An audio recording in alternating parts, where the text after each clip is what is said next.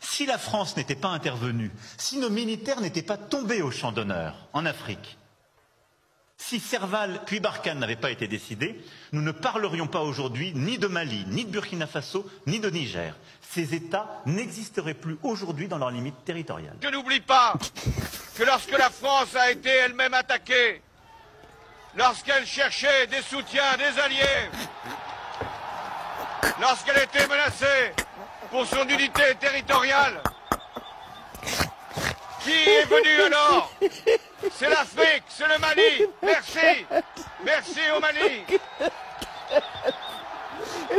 Nous payons aujourd'hui notre dette à votre égard. N'aime pas comparer les morts. C'est un manque d'éducation que de le faire. Par conséquent, je m'incline respectueusement sur la mémoire de toutes les nationalités ayant perdu la vie en Afrique en général et au Sahel. Ainsi, sur les sorties hasardeuses, condescendantes et malheureuses du président de la République française Emmanuel Macron, et qui frise souvent le ridicule, tout en se glorifiant d'une hypothétique condescendance sur les peuples africains, je m'impose le devoir de lui faire un petit cours d'histoire sur sa propre histoire. Voilà pourquoi les salles de classe sont faites pour que les enfants apprennent les cours et grandissent bien, que de s'adonner à autre chose, au risque de se perdre à jamais. Mais pour commencer, je précise qu'aucun peuple africain ne s'est opposé au peuple français. Il n'y a pas donc de sentiment anti-français en Afrique. Il n'y en aura jamais du fait de notre légendaire hospitalité et amour du prochain.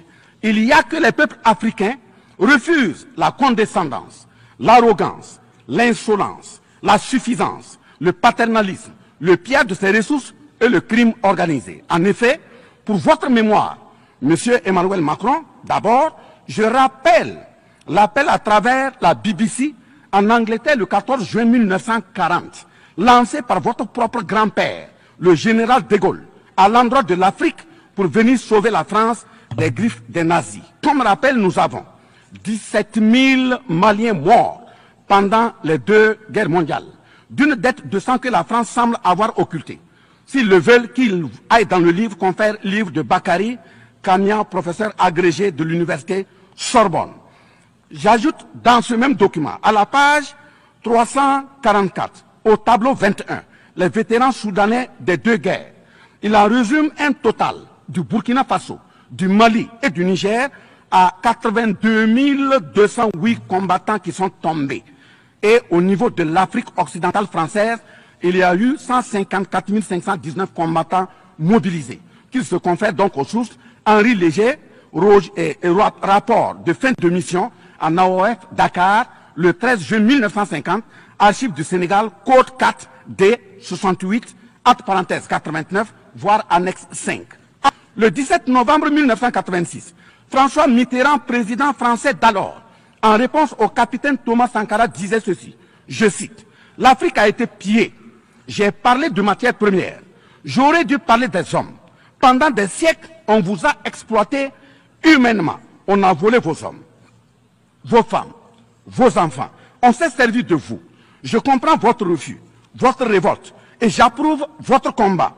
Vous avez raison de refuser d'être un continent sacrifié. Le moment est venu où vous devez vous-même développer vos économies à partir de ces biens et de ces hommes.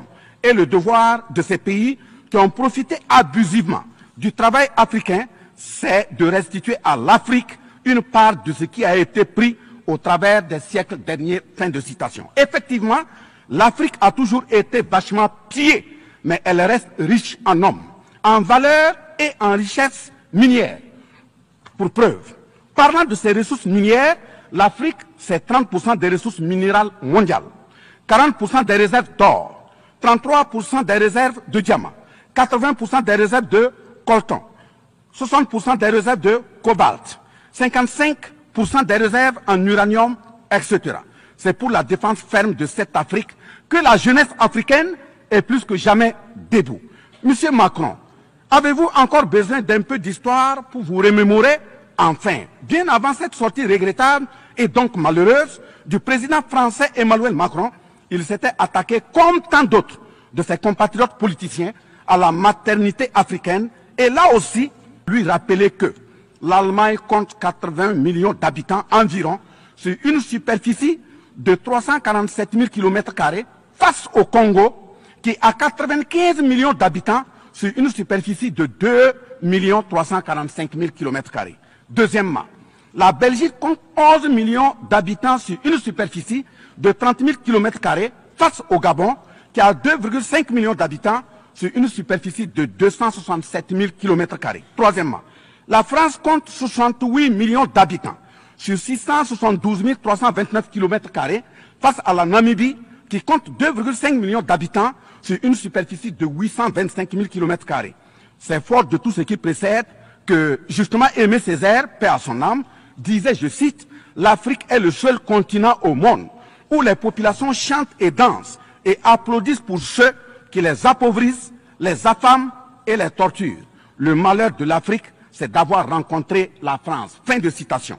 Certes que l'Occident a violenté, volé et violé l'Afrique. Quelle est notre part de responsabilité en tant que dirigeants africains?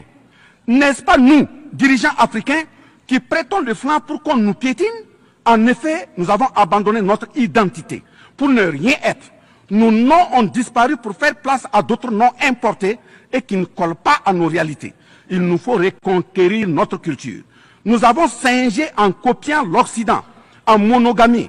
Voilà qu'aujourd'hui, on veut nous faire croire que des contre-valeurs contre la nature relèvent du ressort de la liberté. Il ne sera pas question en Afrique, je le répète, il ne sera pas question d'homosexualité chez nous.